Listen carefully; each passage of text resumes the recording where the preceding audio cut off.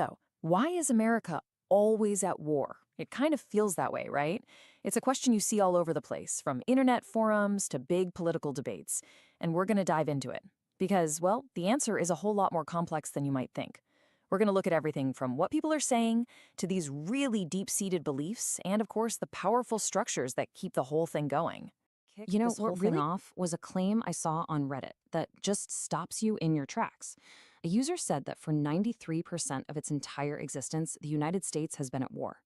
Now, look, people can debate the exact math on that, for sure, but the feeling behind it, that's what's so powerful. It just kind of feels true, doesn't it? And that's really our jumping off point. So yeah, that brings us right back to the big question, the same one that Redditor was asking. Why? What is actually driving this? Is it all about the money? Is it some genuine, altruistic mission to make the world a better place? Or is there something else going on under the surface? To get to the bottom of it, we've really got to look at it from a few different perspectives. Okay, so a persistent question. And first up, let's just start with what people are already talking about. You know, that online discussion is actually a perfect place to see the most common theories people have. Popular And idea, a really which this user sums up perfectly, is that it all boils down to two things: money and power. The argument is that military action is basically a tool to protect American business interests around the world and to project its influence. It's a pretty straightforward power politics kind of answer. Makes sense on a certain level. You have But this then- other take, which is just as common. This idea is all about history. The argument goes like this. After World War II, most of the world's major powers were just decimated. They were in ruins. And the US was basically the last one standing. So it stepped into this power vacuum and kind of took on the job of world police, to keep things in order, deal with threats, a role it just never really gave up. Okay, Totally and different here's perspective. this one from someone in the thread who said they were a military vet. And their point is fascinating.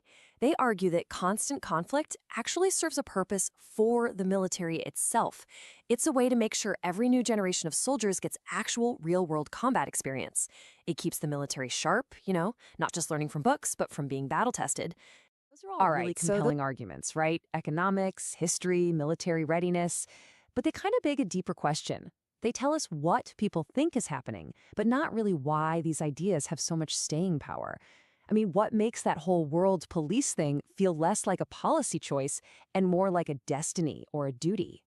Well, to answer that, we need to dig a little deeper. We need to look at a core foundational idea in American culture, a national myth that's been around for a very, very long time. Idea has And a that name. American exceptionalism. According to researchers, this isn't just patriotism. It's the specific belief that America is unique, that it's a fundamentally more virtuous nation than any other, with a special, almost divine mission to spread its values and be a force for good in a world full of evil. And this Stands on myth three really main pillars. First, this idea that America is somehow chosen. Second, because it's chosen, it has this unique mission to export its values, things like democracy and freedom. And third, that America is locked in a constant struggle, playing the role of the good guy against the forces of So evil. what's the big takeaway here? This whole belief system creates what one paper calls a missionary zeal. It gives a powerful, almost automatic moral justification for intervening anywhere in the world. See, if you believe you're on the side of good, then using military force isn't aggression, it's a moral obligation. Okay, so you've got the justification, the big idea that fuels the fire. But an idea alone doesn't build fighter jets or fund armies. What's the engine that runs on that fuel? What's the actual mechanism that benefits from this worldview and keeps it going? And that brings us to Section 3, the power structure. Here we're talking about the huge interconnected system of money and influence known as the military-industrial complex. So what is it exactly? Well, think of the military-industrial complex, or MIC for short, as this symbiotic relationship. It's a tight-knit alliance between three groups: the nation's military, the defense industry that sells them weapons, and the politicians in government who control the money. And this diagram shows perfectly how this iron triangle works. It's a loop. The military says, hey, we need stuff, and asks Congress for a budget. Congress then gives taxpayer money to defense contractors. The contractors build the weapons, but, and this is key, they also create jobs in the districts of those politicians and donate to their campaigns to keep that money flowing. It's a cycle where everyone inside the triangle wins. And we're talking about a lot of influence. Just look at this number. In 2022 alone, the top 5 American defense contractors spent over $64 million on lobbying. That's money spent specifically to persuade politicians and shape policy in their favor. And then you've got what's called the revolving door. In just a 10-year span, nearly 650 high-ranking Pentagon officials and military generals left their government jobs and went to work for the very defense contractors they used to oversee. They take all their connections and insider knowledge right along with them. So, what's the result of all this? It creates a situation that experts call institutional capture. It means that our country's defense policy can get twisted. Decisions might get made not just based on what's best for national security, but on what's best for corporate profits and political careers. I know this can all sound a bit abstract and conspiratorial, so let's make it real.